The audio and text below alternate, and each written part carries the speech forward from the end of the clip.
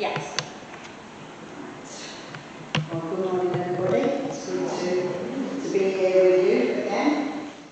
So it's really, really good to see you. Good to be here, everybody. I'm just going to share a few words from Philippians, and I'll be going backwards and forwards with that. I would like to just say that I don't always recommend that you take things out of context in the Bible, but sometimes the Lord just speaks to you at a moment when He just shines something on you, from the Word. And this is a particular verse that it uses an awful lot for me. But yeah, it's good to read the whole chapter, but I'm not going to do that this morning. So, this is the day that the Lord has made, and I will be glad and I will rejoice in it. That's what we're just going to be looking at this morning, just for a short time. It's quite short and sweet, isn't it? So we're going to look at why the Lord, through Paul and through others, said this. And this is the first few verses of Philippians 4. Rejoice in the Lord always. This is an Amplified Bible if you follow. Sorry. Rejoice in the Lord always. Delight and gladden yourself in Him. Again I say, rejoice. Let all men know and perceive and recognise your unselfishness, your considerateness, your forbearing spirit. The Lord is near. He is coming soon.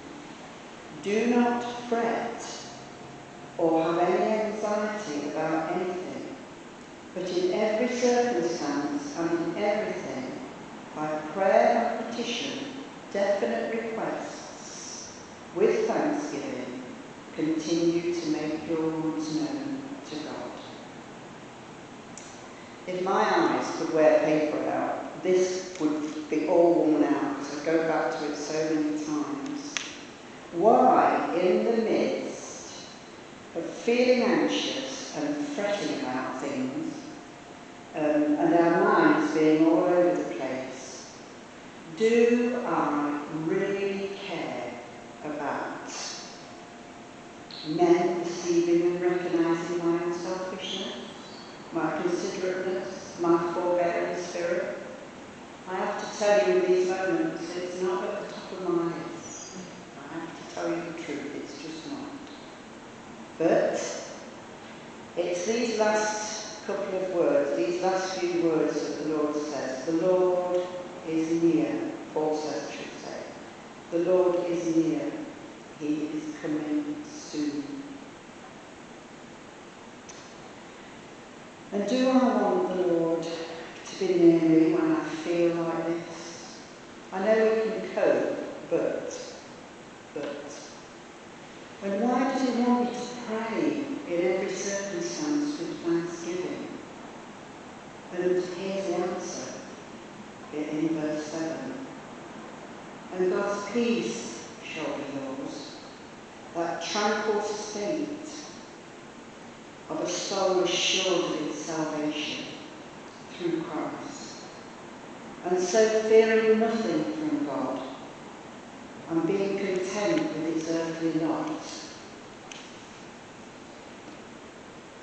That peace which transcends all understanding shall garrison and mount God over your heart and mind. Who doesn't want to have His peace? Who doesn't want peace to garrison and mount God over our hearts and our lives? Here's why He tells us to gladden ourselves in Him. His word is like a healing balm for whatever you're going through.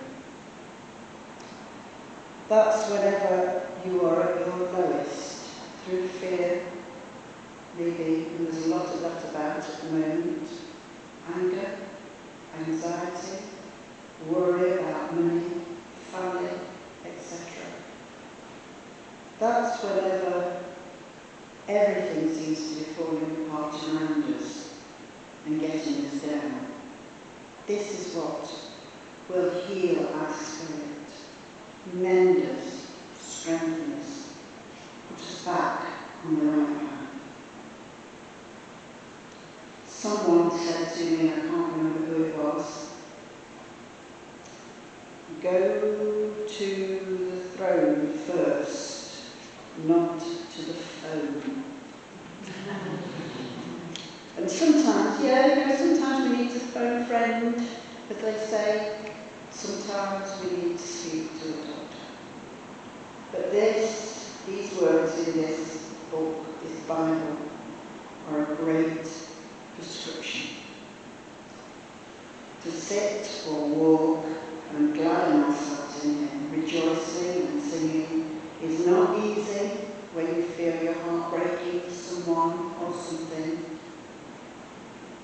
In a world that sometimes seems to be going mad, our country, I'm not going to go there, our country. To have God's peace in everything in life is worth gritting our teeth, because that's what it sometimes takes to praise and rejoice.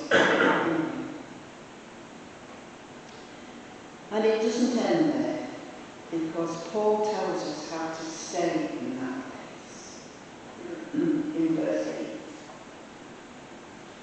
For the rest, brethren, whatever is true, whatever is worthy of reverence, and is honourable and seemly, whatever is just, whatever is pure, whatever is lovely and lovable, whatever is kind and winsome and gracious, if there is any virtue and excellence, if there is anything worthy of praise, think on and weigh and take account of these things.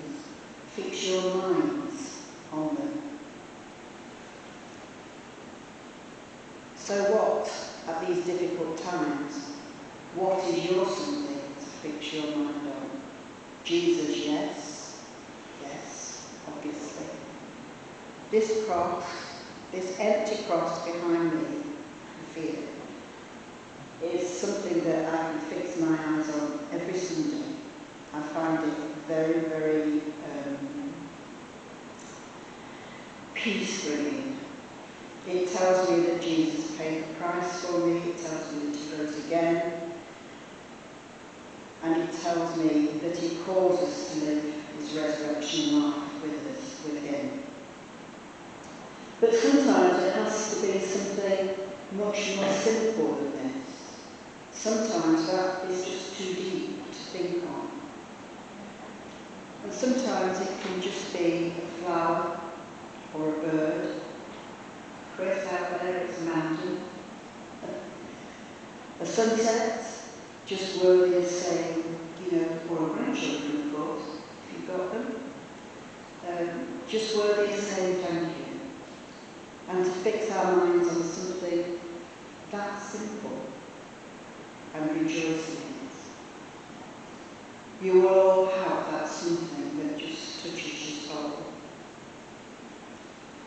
And back in Matthew 6, is another reminder of what not to be, is what not to be anxious about.